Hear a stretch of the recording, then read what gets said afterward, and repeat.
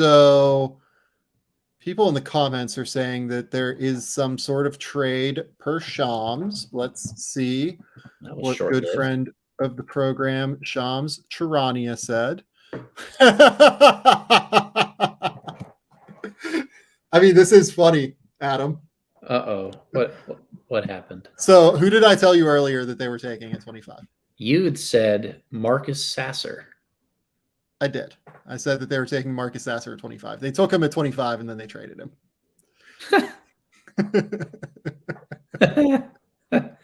To Detroit. Yeah, 31. So Boston's getting 31? Boston is getting 31, and I would imagine something else. I don't know what, but yeah. I have a vague idea. I'll text you offline on who I think they might take at 31. Sure. So Sasser to Detroit basketball. Yeah. All right. He's a really good shooter. That's the underrated part of Sasser's game. He can really be a valuable catch and shoot threat. I can't remember the number right in front of me, but I think over like 45% on catch and shoot looks the last 2 years. Yep. Really, really good ability to basically be a 3-and-D point guard, right? Like defend and blow things up at the point of attack. Pristine form in how he gets over the top of screens at the point of attack and can use his length and anticipatory skills to bother pull-up shooters or passers. I think an underrated part of getting through screens is having your hands active to be able to deflect passes. Marcus Sasser is tremendous at doing so. So if you have smaller guards that he can defend, he can blow up an offense that's led by one primary initiator and then space the floor effectively next to Cade and Jaden if you decide to play him next to one of the two there. I get it. I'm fine with it. Yeah, I think that it is finally the kind of shooting that we've been begging for. The other thing that Sasser does really well is I don't think that either Cade or Jaden are particularly good as a point of attack defender yet. Yeah. And Asar is really good at that. But also Sasser is really good at that. And Sasser and Asar as your combination in Detroit in the backcourt with these guys is awesome. Like, I think it's actually like just awesome. Defensively is an addition. They've added shooting with Sasser and great defensive basketball. This is good. Yeah. I don't know how many coaches are out there listening to the stream tonight, but please, if you're coaching young guards, show them film of Marcus Sasser on defense. Show them how he leg whips around the top of screens, uses his hands, reads the eyes of the guy he's recovering to anticipate whether he's going to pass or shoot. Every single aspect of him getting skinny, avoiding contact, blowing things. Show your young point guards Marcus Sasser film. You won't regret it. Yeah, I'm interested to know what else Boston got here. So 31 in future seconds. 31 in future seconds to the Pistons. No, that's not right. That can't be right. Yeah, that can't be right. Yeah, I'm guessing it's just typoed. That's fine. The Milwaukee Bucks have also bought in at 36 with the Magic. For what it's worth, for people keeping up at home, Woj reported that 7 minutes ago that will be occurring. So cool, smart move. There will be somebody there that is valuable.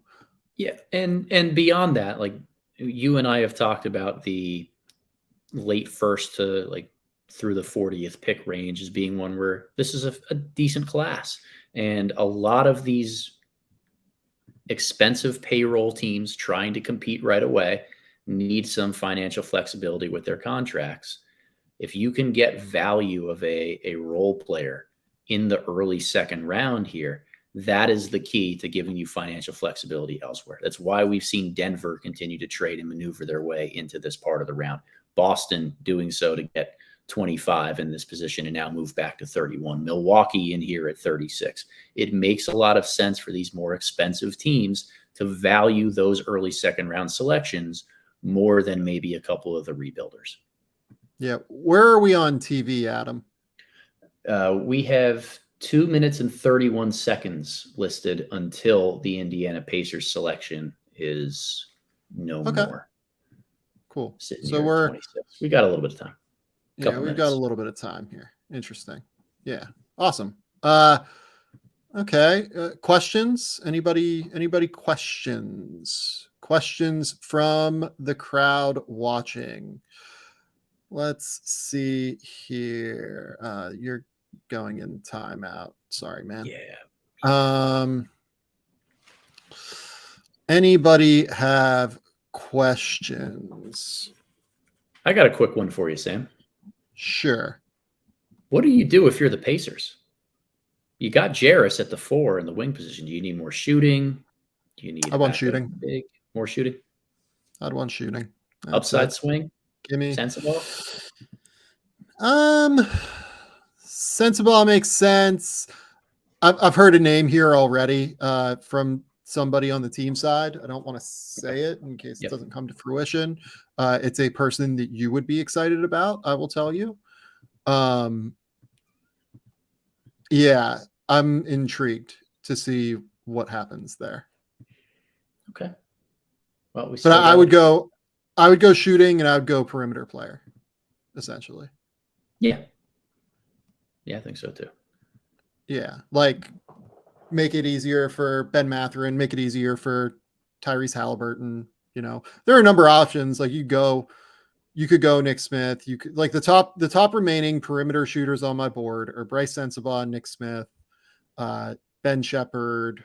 That's really it. Like those are your three in terms of shooting. Max Lewis, I guess. I'm not a big Max Lewis guy though. So yeah. Yeah, that's the shooters that are still left on here. I mean, Colby Jones and Julian Strawther shoot it. Strawther's a good shooter too. More second round guy, I think. Yeah. Yep. Let's see here. I did ask for questions earlier. What do we got? Does Chris Murray fit both a rebuild and a win now situation? Confused by what the Blazers are doing? Yes, I think he does, honestly. Mm-hmm. He's young enough. Like 22 is not old. Even if he turns 23 this year, it's not that old. Should you guys make a bet about who is drafted first, CD Sissoko or Leonard Miller? I think you'd. Yeah. Yeah, I'm not doing that bet. It's probably Leonard. Yeah. But I don't know. It's not impossible. All right. What's the best pick for? Okay.